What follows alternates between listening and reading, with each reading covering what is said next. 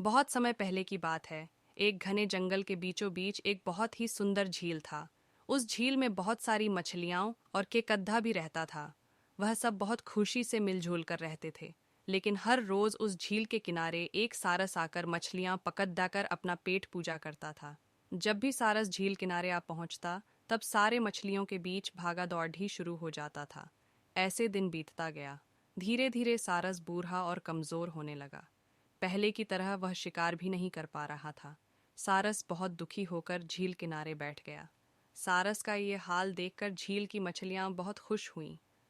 सारे मछली सारस के सामने तैरने लगे, पर सारस ने उन्हें कुछ नहीं किया, सिर्फ बैठा रहा। ऐसे कुछ और दिन बीत गए। सारस को ऐसे एक जगह बैठा हुआ देखकर केकड्ढा सारस के पास आया और पूछा, भाई, 2-3 दिन से देख रहा हूं तुम यहाँ चुपचाप बैठे हो। एक भी मछली नहीं पकड़ा, खाना भी नहीं खाया, क्या बात है? केकड्ढे की बात सुनकर सारस फुट फुट कर रोने लगा। सारस ने कहा, क्या बताएं दोस्त, मैं बहुत ही दुखी हूँ। कुछ दिन पहले एक ज्योतिषी ने मुझे एक बात बताया कि बहुत ही जल्दी यह झील सूखने वाला है।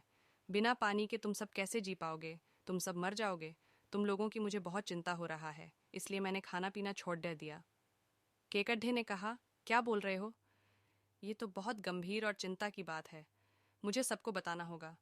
सारस की बात केकड्ढे ने झील की सारी मछलियों को बताया। सारी मछलियां और केकड्ढा मिलकर सारस के पास गए और बोला, क्या बोल रहे हो, झील सूख जाएगा? तब हम सब कहाँ जाएंगे? क्या करेंगे? कोई तो उपाय होगा ना बचने का। हम सब ने तुमको हमारा दुश्मन समझा, पर तुम तो हमारे दोस्त निकले।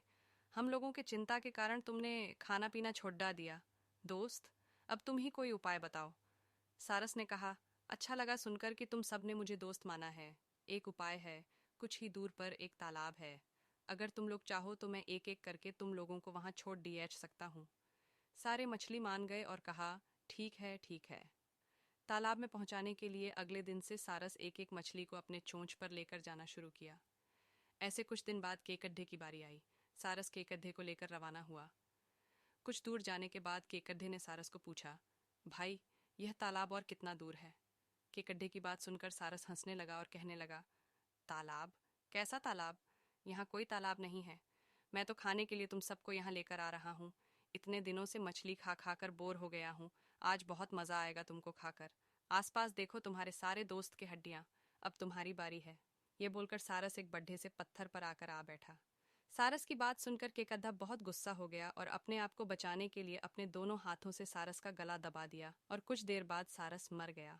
फिर केकद्धा अकेले झील वापस आ गया और बाकी मछलियों को सारस के चाल के बारे में बोला और कैसे उसने सारस को मार डाला, यह भी बताया। सारे मछली बहुत खुश हुए और निश्चिंत होकर रहने लगे। आशा करती हूंगी कि आपको यह कहानी पसंद आई होगी। इस कहानी पर आपकी क्या राय है, कमेंट करके ज़रूर बताइए। कहानी पसंद आई हो तो लाइक शेयर करना बिल्कुल ना भूले। चैनल पर नए हो तो चैनल को सब्सक्राइब ज़रूर कीजिए। इस कहानी को सुनने के लिए आपका बहुत बहुत धन्यवाद।